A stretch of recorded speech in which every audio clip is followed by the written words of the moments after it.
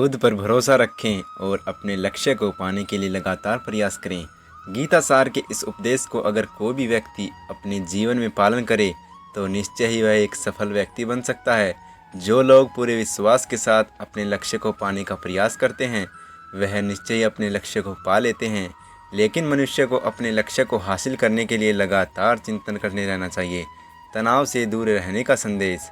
भगवान श्री कृष्ण ने गीता सार में कहा है कि लोगों को तनाव से दूर रहना चाहिए, क्योंकि तनाव इंसान को सफल होने से रोकता है। अपना काम को प्राथमिकता दो और इससे पहले ये काम करें।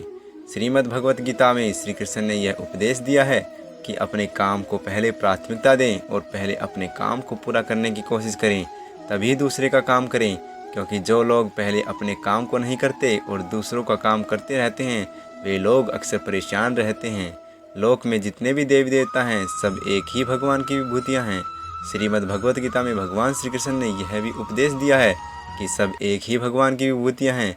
जो लोग भगवान के अलग अलग रूपों की पूजा करते हैं और उनकी अलग अलग शक्तियों पर भरोसा रखते हैं, ऐसे लोगों के लिए यह जान लेना बेहद ज़रूरी है कि सभी एक ही भगवान की विभूतियाँ हैं।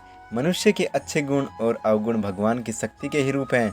इसका सार यह है कि लोक में जितने देवता हैं सभी एक ही भगवान की विभूतियाँ हैं। वहीं कोई पीपल को पूज रहा है तो कोई पहाड़ को या नदी को, समुद्र को। असंख्य देवता हैं जिनका कोई अंत नहीं है। लोग अपनी अपनी आस्था के मुताबिक देवी देवताओं के अलग अलग स्वरूपों की पूजा करते हैं, लेकिन सभी एक ही भगवान की विभूतियाँ हैं। जो लोग भगवान का सच्चे मन से ध्यान लगाते हैं वह पूर्ण सिद्ध योगी माने जाते हैं। गीता सार में भगवान श्री कृष्ण ने यह भी उपदेश दिया है कि जो लोग सच्चे भाव से, सच्चे मन से भगवान की आराधना करते हैं और अपना पूरा ध्यान भगवान की भक्ति में लगाते हैं वे लोग पूर्ण सिद्ध योगी माने जाते हैं।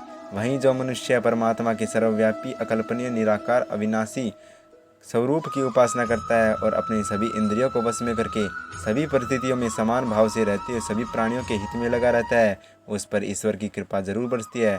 आपको बता दें कि गीता सार में महाभारत के युद्ध में भगवान श्री कृष्ण ने अर्जुन से कहा कि हे अर्जुन, अपने मन में मुझसे स्थिर कर, अपनी बुद्धि को मुझ में ही लगा।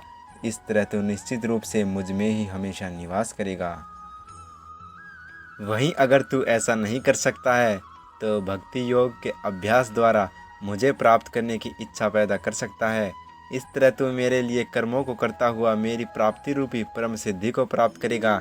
अपने काम को मन लगाकर करें और अपने काम में खुशी खोजें। जो लोग अपने काम को मन लगाकर करते हैं और अपने काम में खुशी ढूंढ लेते हैं वे लोग निश्चय ही सफलता प्राप्त करते हैं।